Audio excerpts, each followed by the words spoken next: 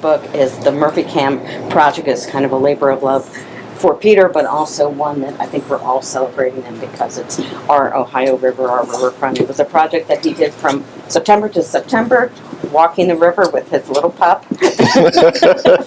every day. So he's going to tell us about it and kind of help us along on the journey and show us pictures. So he's going to talk to you, do a short reading, and then we're going to open it up for questions, and then we'll have the signing. So great. Sit back and welcome Peter Turini to Joseph F. Thank you. Appreciate it, guys. Thank you all for coming out on such a blustery day. I know that was no mean feat, so thank you. It's greatly appreciated. As Annette said, we're going to walk through a little bit of how we got here, do a little readings from the book and do some questions, and, no holds barred. Ask anything you like. So, What do you have for lunch? Tuna fish. No, I just made that up. It is meatball hoagies, yes. Yeah, Jersey Mike's. You never know. I've got a little piece here that I'm going to walk through, and then we'll do a little book reading. A long time ago, I knew I wanted to write a book. I've read that you should write what you know. I was diagnosed with acute lymphocytic leukemia as a college student in March of 1988. Now, this may come as a shock to you, but I survived. I left the banana joke out, so it occurred to me that the story of that experience might be helpful for someone who might be going through the same experience. And so that's what I thought that first book should be about. I spent 10 years writing the first chapter of that book. I cannot count how many first chapters of that book I have, and I see a nod over here. And it wouldn't come. The book would not come. Hey, Murph, I got something here for you, buddy. This is from the wonderful people here at Joseph F. Ooh.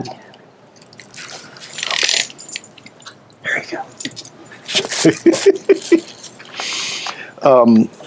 My background is in photography, television production. I received a bachelor's degree from Northern Kentucky University in what then was called radio, television, and film. There isn't a lot of film around today, but that's what it was called then. It was there that I met the love of my life, Joy. I felt called to make a positive difference in the world and sought ways to do that by sharing music, my production skills with the community, and sharing humor and positivity with those around me.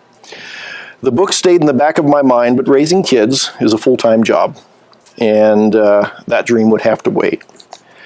Once our youngest child graduated from high school in June of 16, we no longer needed the house in Fort Mitchell, and Joy and I decided to sell and move downtown to an apartment on the river.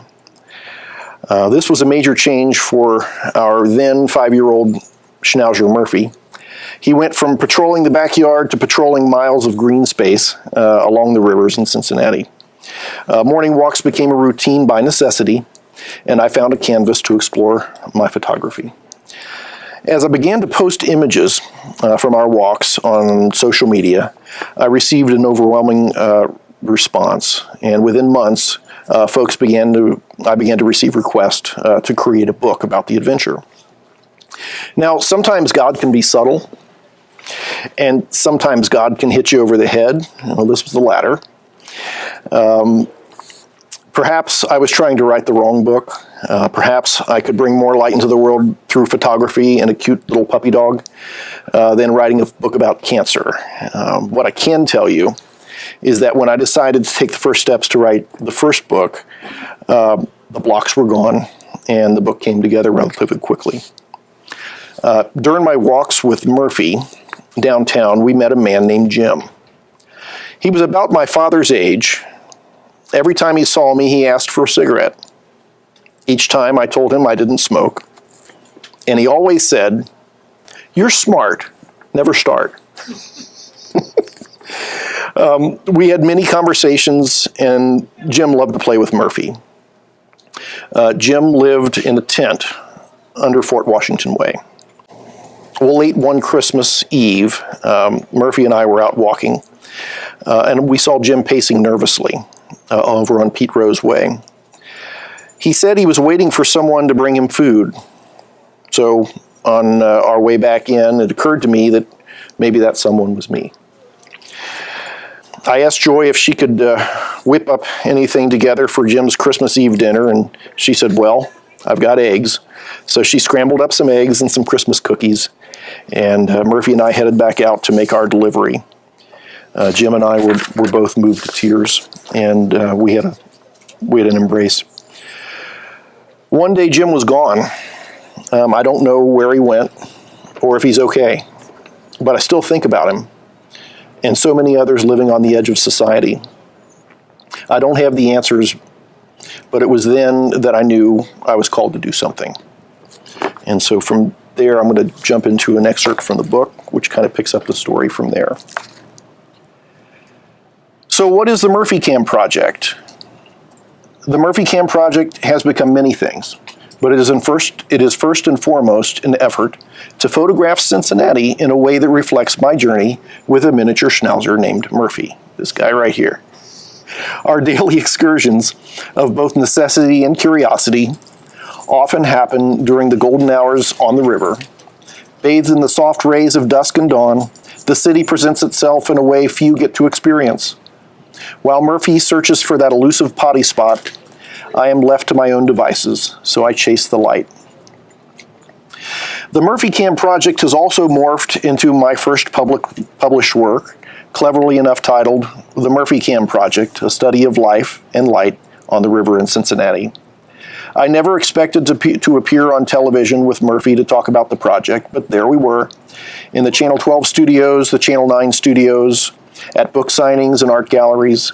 It even landed on the shelf at Joseph Beth booksellers here in their local author section. What a ride. As the book came into focus, I found myself reflecting on the many friends Murphy and I made with our neighbors living without a home or regular meals. After some soul-searching and conversations with my wife, Joy, it became clear that the proceeds from the sale of the book should be used to help our friends in need.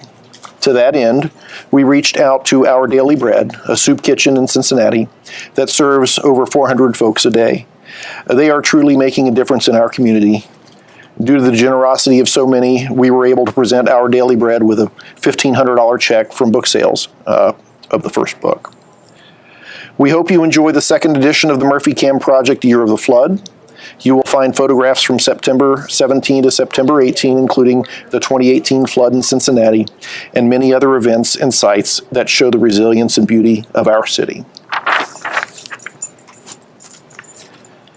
Thinking about the past year, it occurs to me that there's a lot of good in the world, despite what we see and hear from the 24-hour news and social media cycles.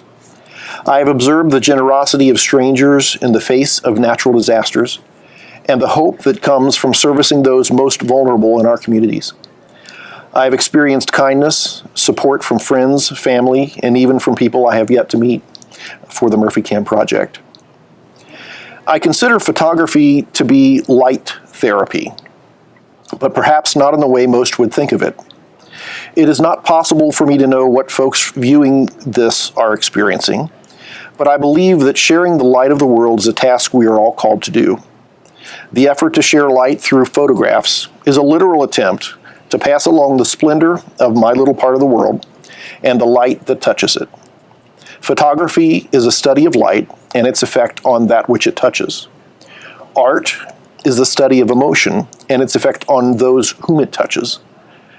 Photography becomes art when it can elicit an emotional response from its viewer. If you are part of my Facebook feed, you will know me or know me in person. You know that humor is the second part of my light therapy. Laughter is a powerful healer of the body, mind, and soul. Storms of life will come. It need not be the storms that define us, but rather our response to them. If you can find humor in your darkest hour, you will shine light into the darkness and lift the veil. You will also feel lighter in the process. The last element of this light therapy is dogs. Yes, there I said it. So what, you may ask, do dogs have to do with sharing light into life's dark spots? Of all the animals we share this blue rock with, dogs have the unfailing ability to be glad to see you at the end of a long day. They are equally glad to see you, bums wiggling and all, if you step out to get the mail and return moments later. They are always up for a game of catch, tug of war, or cuddling with you on the sofa. We love our dogs. They bring so much goofy, tongue hanging out, doggy dancing light into the world. What a better companion to take along on such an expedition. Plus, daily walks with Murphy, my schnauzer, create space and time for me to think about such things and share my ramblings.